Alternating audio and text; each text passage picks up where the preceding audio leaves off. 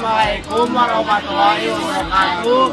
Perkenalkan, nama saya dari Jawa. Saya Kira, saya Nabila. Saya Gifara Gialang. Kami dari kelompok tua Akan mempresentasikan tentang PKK 4. Dimulai dari biografinya.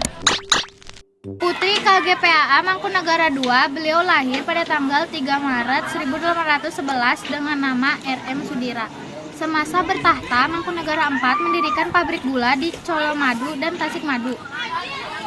Pabrik gula Colomadu didirikan pada tahun 1861 di Malangjiwan yang terletak di sebelah barat Mangkunegaran. Adapun pabrik gula Tasikmadu didirikan pada tahun 1871 terletak di sebelah timur Mangkunegara, yakni di Karanganyar. M. Sudira pada masa kecilnya tidak mendapatkan pendidikan formal, namun pendidikan diberikan secara private. Beliau juga memprakarsai berdirinya stasiun balapan sebagai bagian pembangunan jalur rel kereta api Solo-Semarang. Stasiun balapan dihubungkan dengan stasiun-stasiun yang ada di titik-titik strategis, yaitu Stasiun Purwosari, Suwigari, dan Jebres. Stasiun-stasiun itu terhubung oleh rel-rel yang melewati tengah kota. Mangkunegara IV juga memerintahkan menulis kurang lebih 42 buku, diantaranya Serat Wijakama, Tripama, dan komposisi gamelan.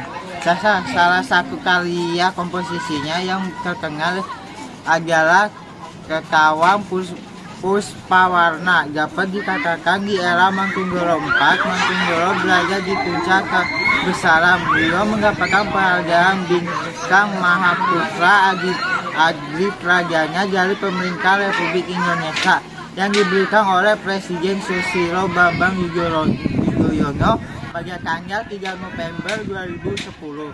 Mangkunegara IV dikenal sebagai pemimpin yang kepribadian kuat, cakap dalam memerintah, dan memiliki jiwa seni. Selama 28 tahun kepemimpinannya, ia telah mendorong kemajuan di bidang-bidang pemerintahan, ekonomi, sosial, dan budaya di wilayahnya. Mangkunegara IV wafat tahun 1881 dan dikebumikan di Astana Girilayu. Dapat dikatakan bahwa pada masa pemerintahannya, Mangkunegaran berada pada puncak kebesarannya. Sosiologi di Indonesia telah dimulai dalam waktu yang lama. Pada masa Sri Paduka Mangkunegara IV dari Surakarta, terdapat ajaran Wulangreh yang mengajarkan tentang tata hubungan antara para anggota masyarakat Jawa yang berasal dari golongan-golongan berbeda.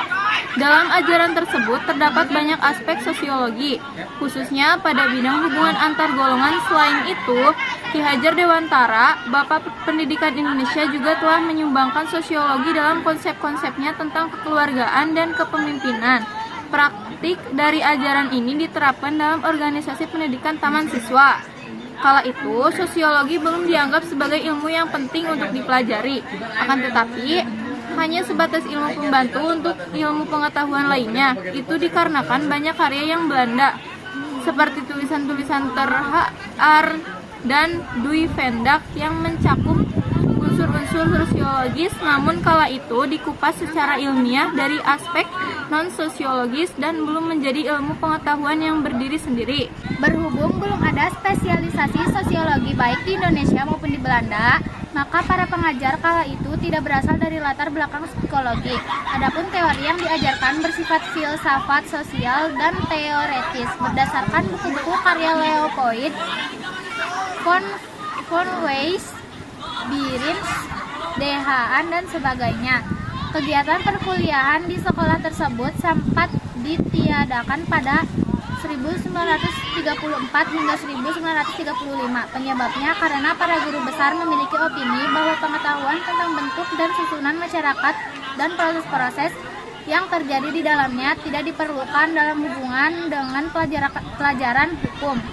Mereka juga berpandangan bahwa yang penting untuk dipelajari adalah hukum positif, yakni peraturan-peraturan yang berlaku dengan sah pada suatu waktu dan suatu tempat tertentu.